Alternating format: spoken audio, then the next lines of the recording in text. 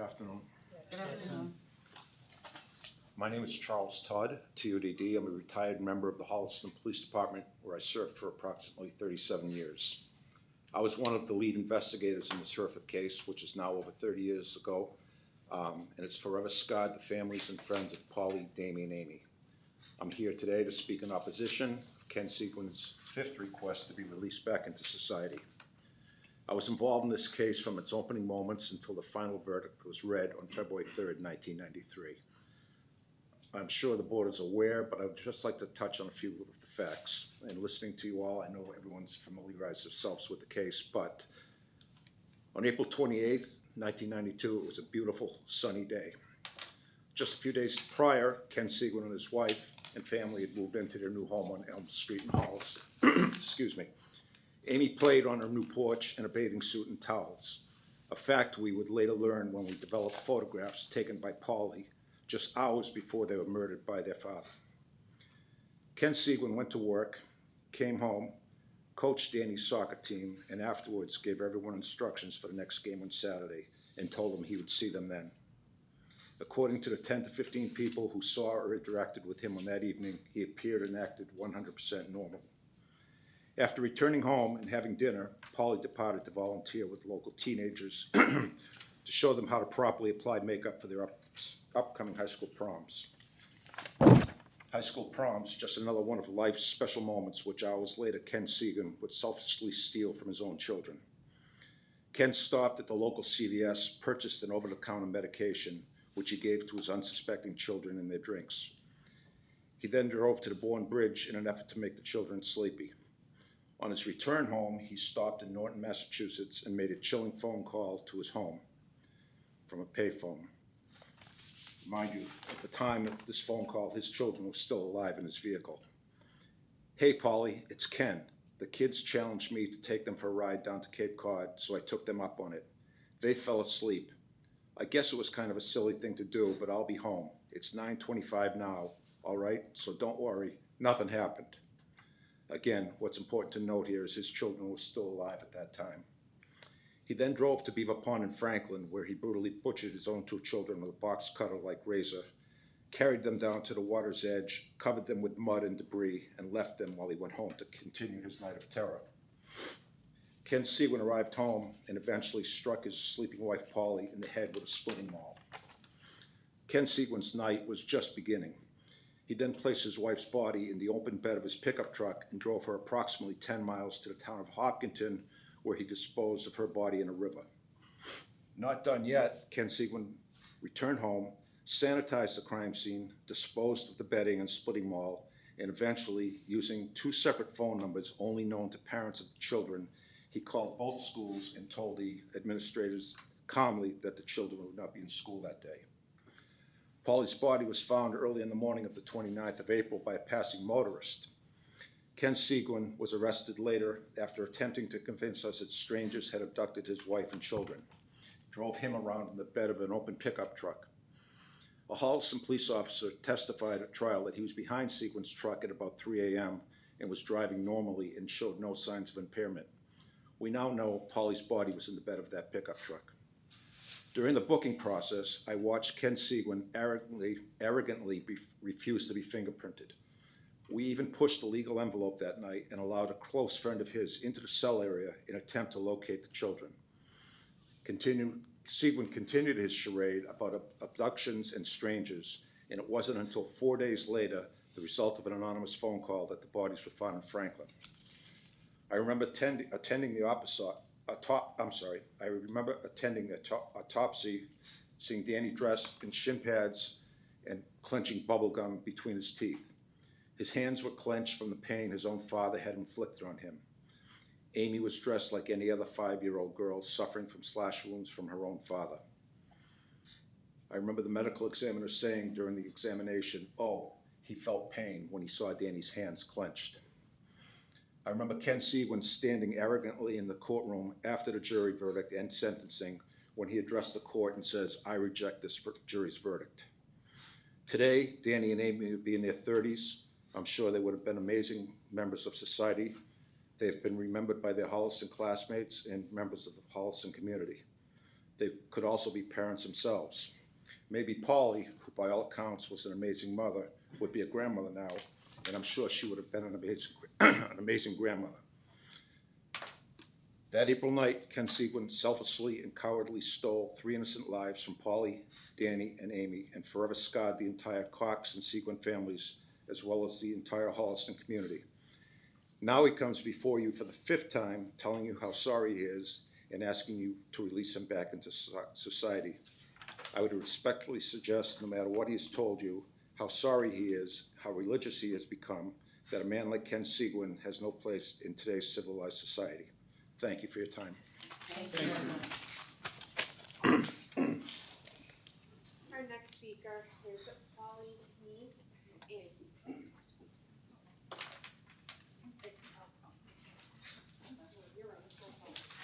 I apologize. Our next speaker is Polly's sister, Ellen. Thank you. Good afternoon. Thank you very much for letting me speak.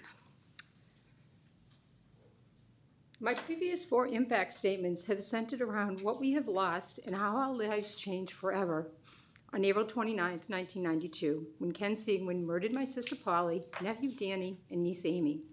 Today I want to reflect on April 28th, the days that followed, and an interesting discovery I made in March of 2022. During the last parole hearing in 2022, we heard Ken say how he recognizes the value of talking with someone when he finds himself consumed with anger and in the danger of acting out. He suggested that had he had someone to talk to on the evening of April 28th, things might have been different. I spoke to Ken on that evening, on the telephone, after Polly had left and before he drove Danny and Amy to their deaths. Nothing was amiss.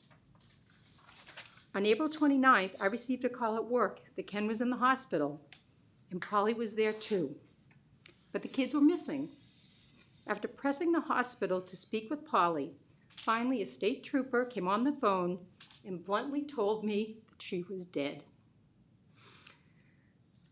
We were in shock. Our family gathered, the media circled my mother's house. Where were the kids? Fearing for the children, I went to the hospital that evening. I went into Ken's room, hoping he would tell me where they were. He did not. We waited 3 agonizing days until some anonymous person called in their location. Our family's position after the murders and during the trial was that we did not speak with the media. We did not express our thoughts to anyone. We were in shock. We didn't know what to think or say. The trial was a mere 9 months after the murders. Ken said that he wanted a quick trial to ease our pain, when in reality, he wanted us confused and on his side. During the trial, we came to the realization that he intentionally, willfully murdered Polly, Danny, and Amy and tried to cover it up. March 2022, a few weeks after the last parole hearing, I found an envelope that was mailed to my mother by Nancy and Richard Seguin at Ken's request. The envelope contained pages that Ken wrote during his incarceration from May 1992 through February of 1993. I have sent copies of the letters to our victim advocate, and they are included with my impact statement that I have submitted for this parole hearing. I'm going to respond to a few lines in the letters. Yes, they're old, but I still would like to answer to them. Ken, you ask us to forgive you so that we can heal. I do not need to forgive you to heal. My healing does not affect you. It will not absolve you for what you did. Without granting you forgiveness, I have managed to get up every day for the past 33 years and face the day. Forgiving you would feel like a betrayal to Polly, Danny, and Amy. You also hope to grieve at their grave.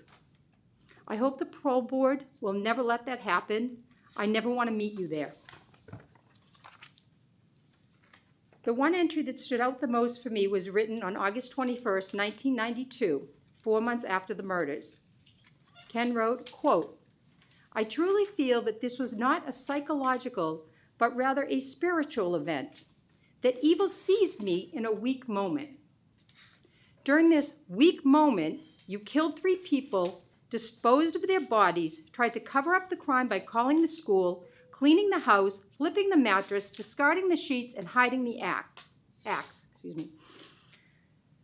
I read a quote recently that said, "Evil can pretend to be good and kind, but good and kind people cannot pretend to be evil." So when you see evil behavior in someone, believe it. That is who they really are. Parole Board, please do not be fooled by Ken Seguin. He has shown us by his actions and his words that he is evil. No amount of therapy or time in prison can fix evil.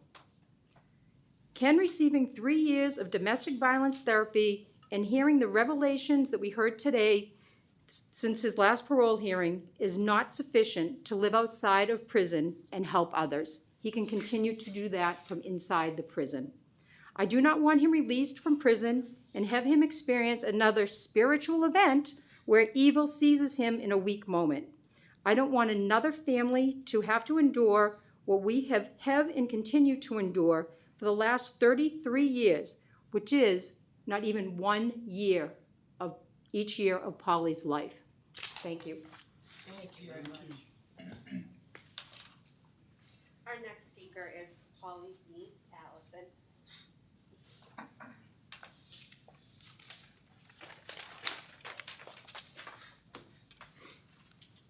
Hi, I am the niece and goddaughter of Polly and first cousin of Danny and Amy. As a Massachusetts resident, it is my belief that anyone that has the capacity, seemingly out of nowhere, to hold their own sleeping child in their arms and slit their throat and wrists does not deserve the privilege to be free in society or the state or the trust of the state of Massachusetts.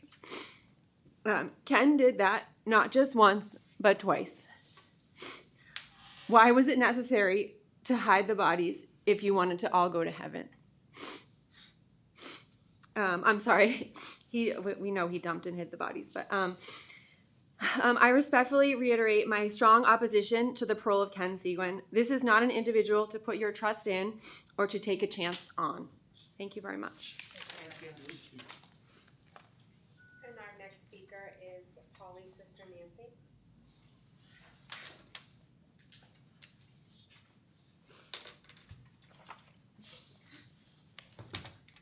I guess it's good afternoon at this point. My name is Nancy Davidge. I'm Polly's older sister and aunt to Danny and Amy Seguin. And I know you all have copies of photos of Danny, Amy, and Polly in front of you, so that rather than just reading their names in a report, you can actually see that they were real people with a lot of possibility. I am testifying today to state my opposition to Ken's request for parole. In preparation for today's hearing, Ellen, Allison, and I invited more than 150 people to go on record with the parole board regarding Ken's request for parole. We shared information relating to Ken's crimes, including the 2022 decision of the parole board. In conversations, we learned that some people also visited the parole board's website and read all of Ken's reports online. To date, my understanding is that over 90 letters of opposition have been sent. I believe more will be coming. This grassroots effort, intentionally kept off of social media, includes people who grew up with Polly, people who met her as an adult, people who lived in Holliston in 1992, as well as others who never knew her and who, as citizens of the Commonwealth of Massachusetts, are alarmed that a husband and father who planned, carried out, covered up, and lied about murdering the 3 people who trusted him most is eligible for parole and could be released from prison and back into society. These conversations have been both affirming and difficult. Some of the individuals were familiar with details, others were not. All of them remembered how they felt when they first learned of these murders. For those who knew Ken, a common thread was he was the last person you would expect to commit such a horrible crime. And also their worst nightmare, that someone you trusted and loved could do such a thing. Some spoke of counseling that was being offered in schools and to families because children were looking at their fathers and saying, "Would you kill me?" The fact that he always appeared to be a friendly, nice guy, and the recognition that he did murder his family shattered people's sense of safety. Some people asked whether or not Ken had a mental breakdown, or if drugs, alcohol, money problems, infidelity, history of violence, etc., may have played a role. We shared that there was no evidence supporting any of these. People recalled that as details of the murders became known, their feelings of horror increased. They shared their confusion at Ken's not reaching out for help in the days preceding or the day of the murders. Instead, he chose to methodically kill his family and cover it up. Ken did the unthinkable. He shattered the behavioral covenants which allow us to feel safe in our families and our communities. Many shared that Ken's actions planted seeds of doubt about the people in their lives they should be able to trust unconditionally. They shared the devastation they felt, recognizing that one may never truly know what another person is capable of, and that trusting someone may not keep you safe. There is widespread belief that what Ken did to his family was evil. He planned and committed 3 of the most heinous crimes imaginable. He held Danny and Amy, his young children who loved and trusted him, and slashed their veins. He deceived Polly as to his whereabouts and actions. As we heard, she was out that evening and returned to an empty house. In that situation, most of us would be quite concerned. Checking the answering machine, she learned that Ken had taken a drive to the Cape with the children. Because she trusted Ken completely, she believed her children were saved. And she went upstairs, went to bed, and fell asleep. Detective Todd has shared what happened next. The trigger that led Ken to brutally murder Polly, Danny, and Amy was not Polly or work or any of the other excuses he has offered over the years, including today. His trigger was himself. His recognition, as he wrote to his brother in a letter Ellen referred to earlier, that evil seized my mind. It was Ken's choice to act on the evil within. We asked people to consider whether Ken's release into society is compatible with the welfare of society. Their concerns focused on 4 areas. First, giving the brutal and planful nature of his crime, the cover-up, and the continued inconsistency between his stated motive for the offenses and the evidence and his actions at the times of the murders, how could his release into society be in the best interest of the general public? A second, I wrote a little note here and I changed it, but I'll go back to my original. Ken's lack of authentic repentance, as well as the fact that he always appeared to be a friendly, nice guy, is unsettling, given the nature of his crimes. Learning that he has continued to lie, manipulate, and withhold information regarding his actions suggests to people that he is not fit to be released. People who once trusted him recognize he is no longer worthy of that trust. A third concern. After 30-plus years in prison and regular participation in rehabilitation programs to address his anger and inappropriate response to stressors that, as described, are ones many adults deal with regularly and appropriately. They do not kill their families. The parole board in 2022 determined Ken had not met the criteria for release. We've heard today what he's done differently these past 3 years. The question remains, if Ken continues to refuse to acknowledge the planfulness of his crimes, how can he be rehabilitated? And lastly, people also noted how different the world is today compared to 1992.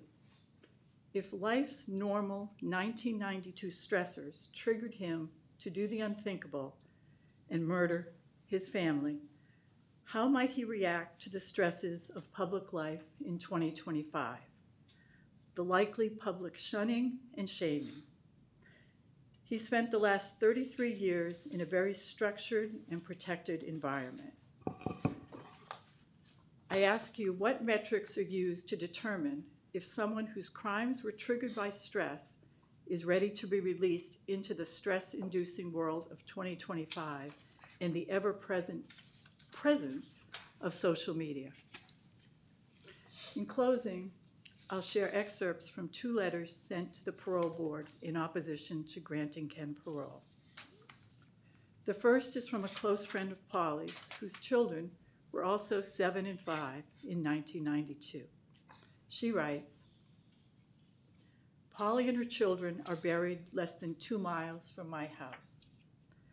There is not a time that I drive by the cemetery when I don't think of the calculated and brutal way they were murdered. It is not conceivable to me that someone so dangerous could walk out of prison while the people that trusted him the most are in their graves. The next is from a resident of Holliston who did not know Polly. And he writes, my wife and I still cannot drive on Elm Street in Holliston without the horror of those days coming back to haunt us. I would not want him as a neighbor or possibly working near me or even shopping in the same store. In consideration of the heinous nature of the murder of his wife and 2 children, the attempt to cover up the crime, and the attempt to mislead law enforcement, it is clear that Kenneth Seguin remains a threat to society and has not fully accepted responsibility for his actions in April of 1992. Ms. Alexander, you asked Ken, how do you repair the harm? And he responded, I can't. This is the 5th time I will suggest to Ken of a way he can begin to repair some of the harm. He can stop requesting parole.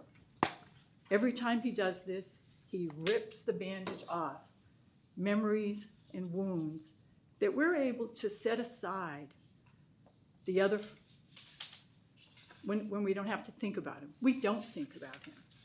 We only think about him when it comes to these parole hearings. I'm gonna So- have to stop because Okay. you're almost at 11 minutes. Oh, sorry. Okay, no, I apologize.